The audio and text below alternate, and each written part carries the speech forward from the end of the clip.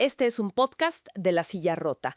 ¿Qué tal? Hoy vamos a hablar de un suceso que, sacudió una mañana que parecía tranquila allá en la colonia San Juan de Aragón, en la Gustavo Amadero. Hubo una toma de rehenes bastante tensa en el gimnasio de un centro comunitario. Vamos a analizar qué fue lo que pasó, cómo actuaron las autoridades y qué había detrás, ¿no? ¿Qué pudo orillar a esta persona a hacer algo así?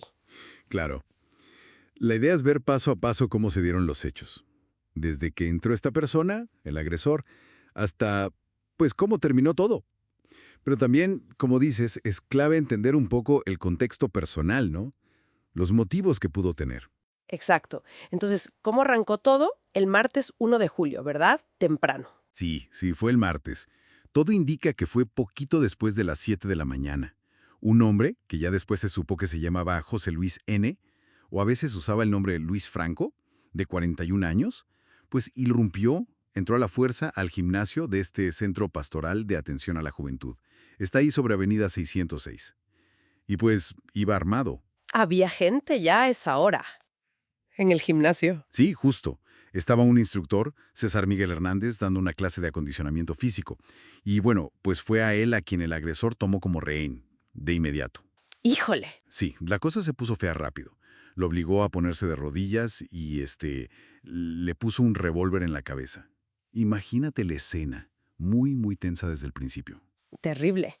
Oye, y mencionas que se identificó como José Luis N. ¿Se sabía algo de él? O sea, ¿por qué ahí? ¿Tenía que ver con el lugar, con César, la víctima? Sí, fíjate que sí, y ahí es donde la cosa se empieza a entender un poco más, aunque no a justificar, claro. Resulta que José Luis no era ningún extraño en ese lugar. Él había sido instructor ahí mismo. Ah, sí. Sí, parece que daba clases de danza aérea o de CrossFit, algo así. Pero esto fue hace ya más de 3 años. Y lo que dicen algunos testimonios es que lo despidieron porque era muy conflictivo. Ah, ok. Ya había un historial entonces. Exacto.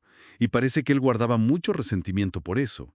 Sentía que le habían quitado su espacio, un lugar que según él hasta había ayudado a condicionar.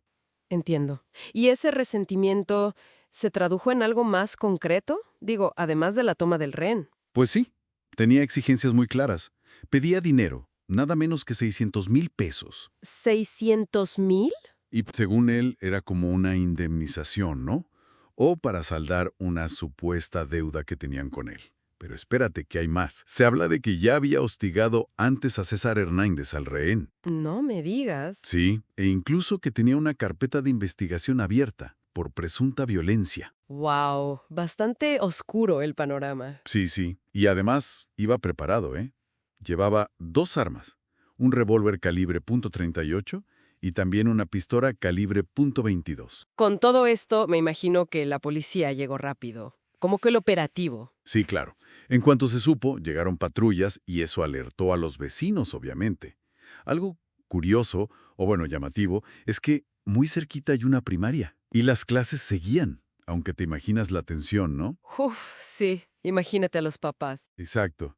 Bueno, las autoridades de la ciudad, con la jefa de gobierno, Clara Brugada, al tanto, pues activaron todo el protocolo.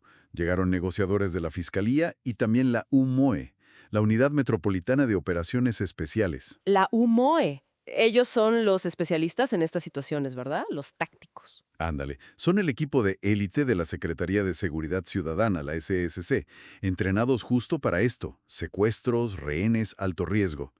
Su presencia ya te dice que la cosa estaba grave. Y bueno, durante más de 2 horas un negociador de la Fiscalía, José Antonio Ríos, intentó hablar con José Luis. Y ojo, el negociador entró desarmado, tratando de generar confianza, de bajar la tensión. ¿Y dio resultado? ¿Pudo negociar algo? Pues, lamentablemente no. La tensión siguió subiendo y llegó a un punto crítico. Lo que se reporta es que el rehén César intentó tomar agua, un movimiento simple. Ajá. Y eso alteró muchísimo a José Luis. Se descontroló y en ese momento disparó. Disparó. ¿Contra quién? Contra el negociador, contra Ríos. Le dio en la mano y también una herida por razón en el cuello. Híjole, qué peligroso. Sí, gravísimo. A la gente se lo tuvieron que llevar de urgencia al hospital. Lo reportaron estable pero delicado, claro. Y ese disparo, me imagino que cambió todo. Ya no había marcha atrás, ¿no? Exactamente.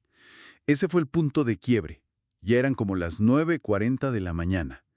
Después del ataque al negociador, pues los de la UMO vieron que el riesgo era ya demasiado alto, inminente, y decidieron intervenir, siguiendo sus protocolos, claro, para neutralizar la amenaza. Y bueno, la intervención terminó con José Luis, abatido, ahí mismo dentro del gimnasio. ¿Y el rehén? César Miguel, ¿cómo quedó él? Afortunadamente, y digo dentro de toda esta tragedia, a César Miguel lo rescataron, salió ileso físicamente. Pero claro, después de pasar por algo así, pues recibió atención médica y también apoyo psicológico de inmediato. Es lo mínimo, ¿no? Sí, totalmente. Y fíjate que la fiscal, Berta Alcalde, salió a aclarar un punto importante. ¿Qué dijo? Que no es que la negociación hubiera fallado como tal, sino que la intervención, la neutralización del agresor, se volvió necesaria en el momento en que él disparó.